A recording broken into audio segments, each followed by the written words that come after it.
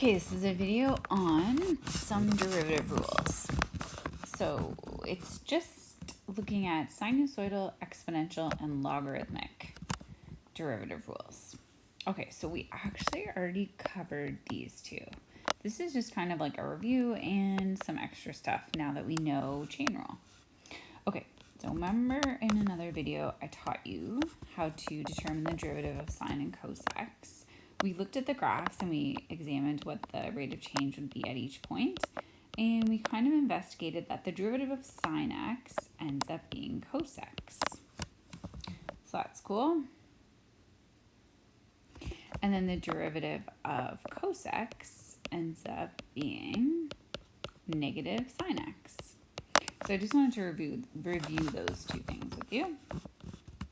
So now when you're doing questions like, for example, they could combine the chain rule. So just for an example, let's say we had a question like f of x equals x squared times sine x. We can do that question. It's actually a product rule question. So we've got two things multiplied by each other. So if we do product rule, we find the derivative of the first term, which is 2x, and multiply it by the second term, which is sine x. Then we find the derivative of the second one, which is cosec, and multiply it by the second one, which is x squared. And then I'm just going to write the x squared out front. And then, yeah, you could just leave it like that. So now we can use our sinusoidal functions with the chain law. Okay, we also learned about exponential functions, and if you recall, we talked specifically about Euler's number, which is e, and we talked about finding the derivative of e to the x, and we found that the derivative of e to the x is actually just e to the x. And then we also took that a step further and figured out that any exponential function, like an exponential function with any base, so let's just say base b, the derivative of that ends up being b to the x multiplied by ln b.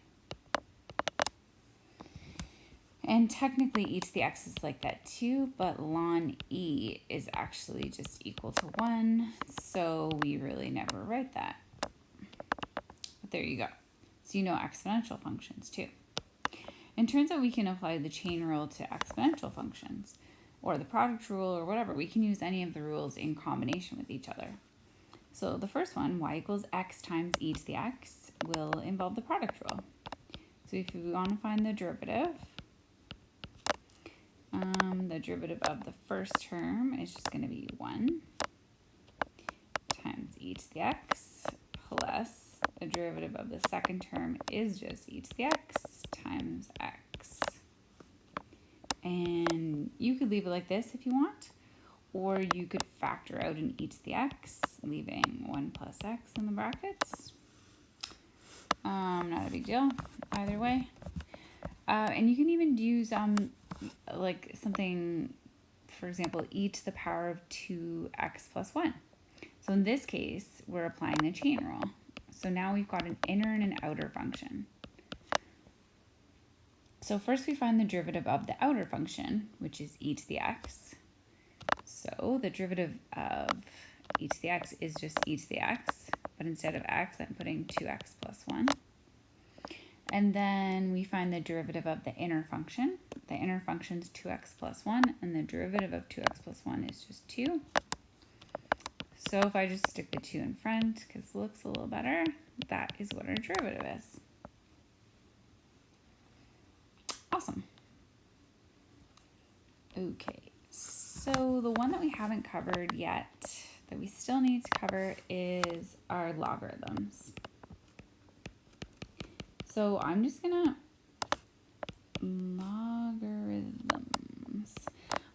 cover them really quickly and briefly and teach you something not super in depth, but you're gonna see it again in university. Okay, so logarithms, it's good if we could relate it back to exponential functions, since they're just inverses of each other, and we already know the derivative of ln x, or e to the x. So why don't we take y equals ln x? Let's start with ln. Remember ln pronounced like actually like ln, that's how it's pronounced, is actually just a log with e as the base. So it's usually called the natural logarithm. So that's what ln is. It's just log base e of x. Okay, so let's say we want to find the derivative of y equals ln x. Why don't we rewrite it in terms of an exponential function? So if we wanted to rewrite this, would be, if you remember how to convert between exponential functions and logarithms, our base is e, y is our exponent, and x is our answer. Okay, so we rewrote it in terms of an exponential function. And since we already know how to find derivative of exponential functions, we can use that here. But before we do that, I have to teach you something. Here is a little aside that's not really part of the course, and it's called implicit differentiation.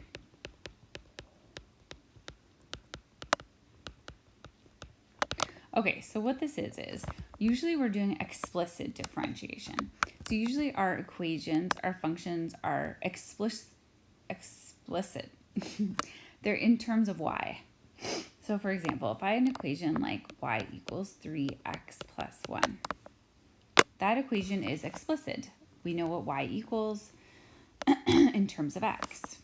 But things can be implicit if they're not in terms of y equals. So if this equation was actually written like 3x minus y equals -1, then we would call this implicit because it's not in terms of y, whereas this is explicit.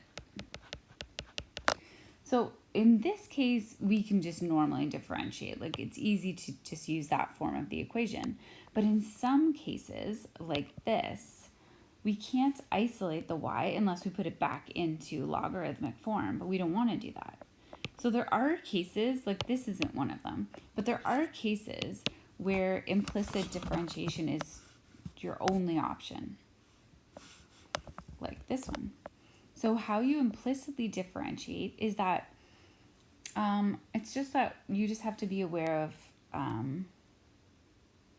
you're just going to differentiate each term separately with respect to x. So let's do that. Okay, so we're going to take the derivative. So I'm going to write this out. Like I'm going to take the derivative of e to the y with respect to x. E to the power of y. And I'm going to take the derivative with respect to x of x. Okay, so I know my derivative of, let's take the easy side. I know my derivative of x with respect to x is just 1. That's easy. And my derivative, like e to the power of y, is actually kind of like a chain rule. So it's almost like we have an outer function, which is e to the y, and then we have an inner function, which is y. So if I take the derivative of this, then I will get e to the y, and then the derivative of y I will write as dy by dx. The derivative of y with respect to x. Okay. So now in order to actually find the derivative, I need to isolate dy by dx. So I'm going to divide both sides by e to the power of y.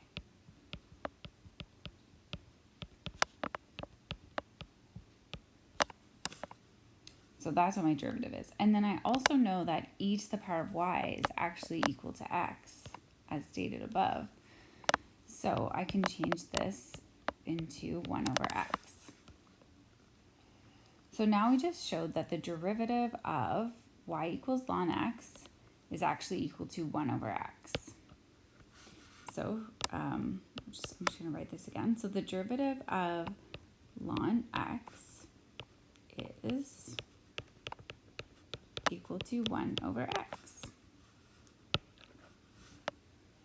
And I know implicit differentiation is kind of weird, and you don't need to know it for this course, but it's kind of just easier to prove logarithmic function derivatives using it. So that's what it equals. Okay, and then we could extend this to any logs. So if you think about it,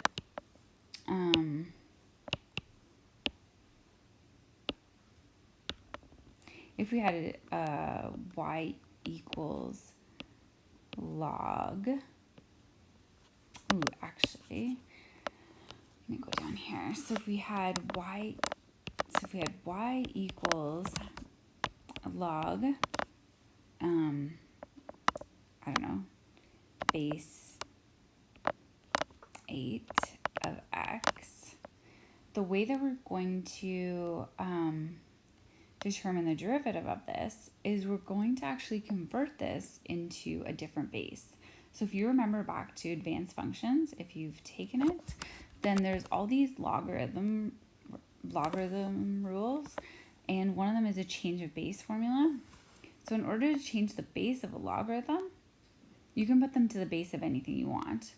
So we're going to put this guy to the base of e. So then you can rewrite this log base 8 of x as ln x divided by ln 8. So that way, we'll be able to, so now we can express the logarithm in terms of ln, and we already know how to find the derivative of ln. Now ln 8 is just a number, so it's not, like, we could even rewrite this as, just to make it easier, 1 over ln 8 times ln x. So now if we wanted to find the derivative of that, so remember this guy here is just like a constant. So if I wanted to find the derivative of y equals ln x over ln 8, the derivative of that function, since I know that the derivative of ln x is just 1 over x, the derivative of 1 over ln 8 times ln x would just be 1 over ln 8 times 1 over x, right? Because this would just stay the same. And this guy's derivative is 1 over x. So I could rewrite that as 1 over x ln 8. So we don't have to go that in depth into logarithms. It's not really part of the course. The course is mostly focused on the other derivative rules and sinusoidal and exponential, but I just wanted to introduce you to logarithms. So that's how we can find the derivative of logarithms. So we basically just convert everything to ln. So there you go.